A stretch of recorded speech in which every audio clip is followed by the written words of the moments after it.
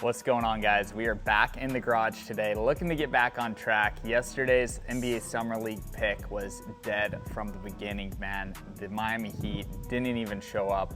Super unfortunate. We've still done really well in the NBA Summer League. That's the type of pick, though, that makes you want to just stay away from it completely. And look, you're going to have blowouts for you and against you, especially with NBA Summer League. It's not taken that seriously as far as like trying to win the games. The players play hard, but information's changing. It's kind of hard to figure out who's going to play at what minutes. The coaches really don't have to say anything. It's not like NFL preseason, where NFL preseason, it's one game a week, and the coaches have all week to talk about how they're going to handle personnel in the game.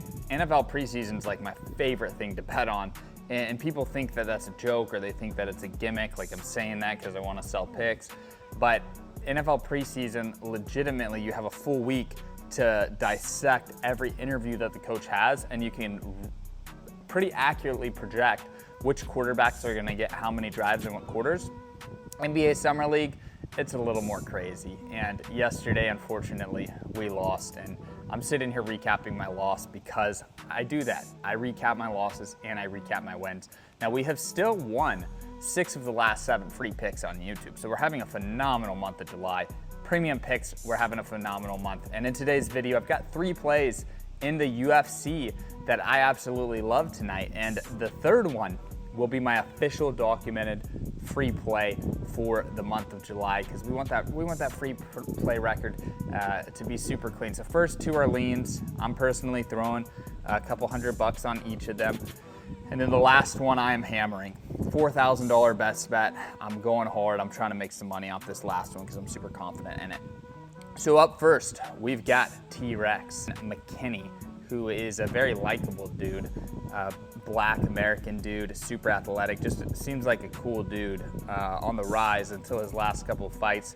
He fought Bonfim in Brazil, and it looked like crap. I personally bet on him because he looked great throughout his career. And after that, it was kind of that moment of realization for him. He needs to take training more serious. I don't understand how these guys don't take training serious when you're in the UFC. You're playing such a violent game in cage fighting. So he moves to Houston, starts training with Kevin Holland. And I don't know that training with Kevin Holland, I don't know that Holland is the best mentor. That guy doesn't really take his fights serious. So maybe he takes his training super serious, but he doesn't take his fights serious. When he fought Wonderboy Thompson, I mean, he literally handed Wonderboy that win when he could have just finished him when he was on top of him. So I'm fading McKinney here. And I think I said Tristan McKinney, thinking of the pitcher. I'm talking about Terrence McKinney here, of course. And I am taking Sadikov, who, if you look at Nazem Sadikov, he lost his first fight as a fighter, rear naked choke, classic way to lose your first fight, happened to Kamaru Usman too. And then since then he's been on a tear, he's won 8 straight, and he's getting finishes. And in his UFC debut and his fight on Dana White Contender Series, he got a TKO doctor stoppage and a KO in the 3rd round. So he is fighting through the 3rd round, getting finishes, whereas we just saw Terrence McKinney fizzle out against Bonfim in the 2nd round. He looked like he was tired. So give me a Sadikov. I think he's just gonna take it more serious, and I like his odds at -145. That's your first lean. Second lean, we're going with a big underdog. Opening fight of the card. We're taking Evan Smith over Perez. If you look at these 2 chicks, I think it's going to be closer to 50-50. I see upsets all the time with the female fighters when you have somebody that has experience like this, a 6-5 record versus 7-2 record. I think maybe the Vegas lines makers just think that the casual degenerate bettors are going to throw the 7-2 chick into their parlays, but really these records don't mean a massive amount, especially when Evan Smith has the UFC experience advantage. And yeah, her record's 6-5, but I mean, I think it's probably 50-50, and to get her at +200 odds, you never know what can happen. With these female fights, you see crazy shit happen. You see huge underdogs hit all the time. I wouldn't be surprised if she comes out here and wins at +200 odds. Now for my max bet, the one that I absolutely love, it's heavy juice, but I'm throwing down $4 grand to win $2 grand on it. So it is heavy juice. You can use it as a parlay piece if you don't have the bankroll to lay the heavy juice. And if you don't have the bankroll to lay the heavy juice, you need to subscribe to my channel and join my group chat.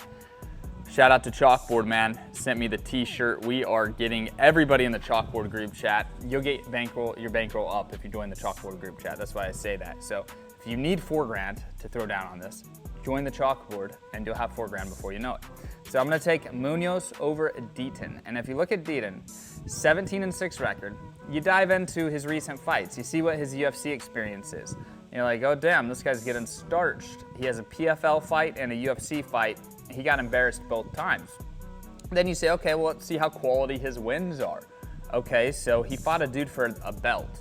Okay, so that fight, I'm sure the guy fighting for a belt's good, right?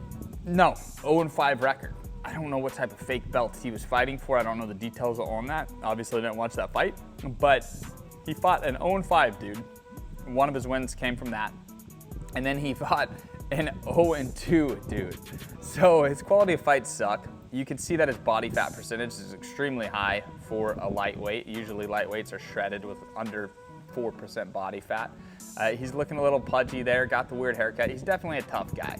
He's the type of guy, he would kick my ass, he would kick any of our asses, but in the UFC, it's another level, man. You can't just be a tough guy and get away with it in 2023. Look at Munoz. He takes fighting extremely seriously. You can just tell by the way the guy carries himself in interviews, at press conferences, at weigh-ins, and he's training at Team Alpha Male. When I see Team Alpha Male, I know, hey, they're not rolling out, you know. Uriah Faber is not just rolling out some scrub. When I look at Munoz here, I think he's going to just starch Deaton.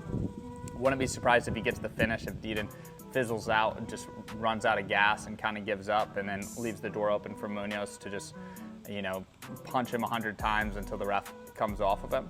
So I'm taking Munoz, throwing down a little over $4,000 to win $2,000 on that play. That's my official free play, is Alexander Munoz. Let's get it, boys. Let's get this money. Super excited about UFC today. I've got 3 plays, sprinkling a little bit on each of them, and then fucking hammering Munoz. So be sure to hit the subscribe button. Be sure to join my Chalkboard group chat. It's the link in the pinned comment. We're having a ton of fun in there, throwing down sick parlays every single day. The guys in the chat are super cool. So bring the positive vibes, bring the energy, and you know, post your favorite bets in there. Share it with the group. Share reasons why. I post free picks in there every day. I already spammed like 5 picks in there today. So if you like the YouTube vids, get in the Chalkboard. And I pretty much spend all day just talking with the guys in Chalkboard. So it's a ton of fun. I'm super active in there. We've got a lot of guys that are super active.